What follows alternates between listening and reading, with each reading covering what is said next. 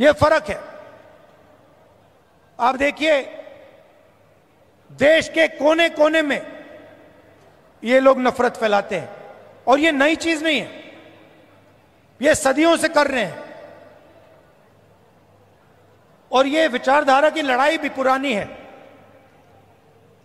आज ये लड़ाई कांग्रेस पार्टी और बीजेपी के बीच में है।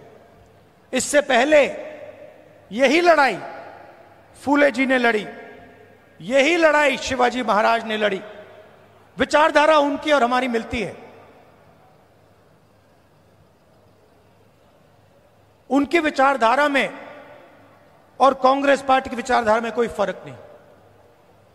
चाहे वो अंबेडकर जी हों, शाहू जी महाराज हों, शिवाजी महाराज हों, फूले जी हों, अगर आप उनको पढ़ें, उनके आइडियाज को देखें, समझें, तो आपको पता लगेगा कि फूले जी के आइडियाज, अंबेडकर जी के आइडियाज, शिवाजी महाराज के आइडियाज हमारे कॉन्स्टिट्यूशन में आज है। और चुनाव में हमने साफ कह दिया कि लड़ाई विचारधारा की है। बीजेपी के लोग हिंदुस्तान के संविधान को खत्म करना चाहते हैं। सीधी सी बात है, आप देख लीजिए, जहां भी ये अपने लोग डाल सकते हैं वहां ये अपने लोग डाल देते हैं। चाहे वो इलेक्शन कमीशन हो, चाहे वो शिक्षा के इंस्टीट्यूशंस हो, लीगल सिस्टम हो, ब्यूरोक्रेसी हो, ये मेरिट नहीं देखते हैं। आज हिंदुस्तान में इनकी आंखों में एक ही तरीका का मेरिट है।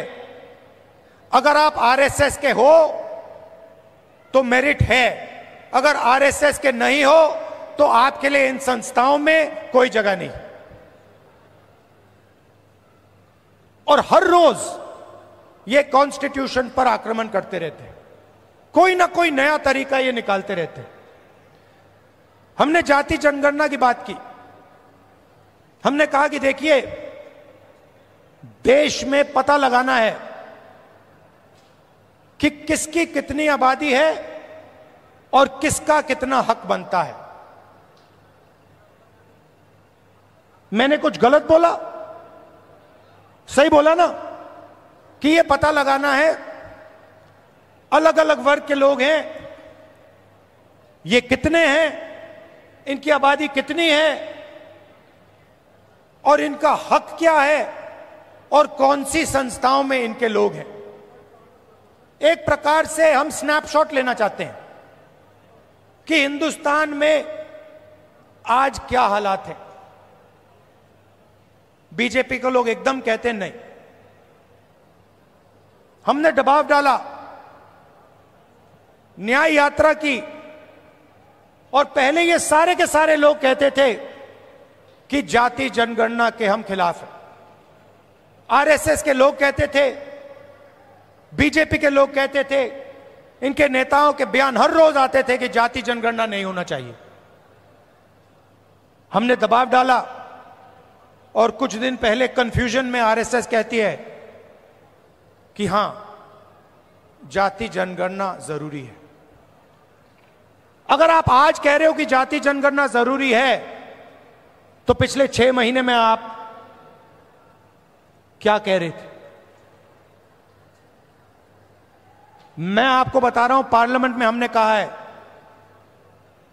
पार्लियामेंट के फ्लोर में, लोकसभा में मैंने कहा है, कुछ भी हो जाए जाति जनगणना करवाएगी कांग्रेस पार्टी, करवाएगी, हमारा गठबंधन करवाएगा।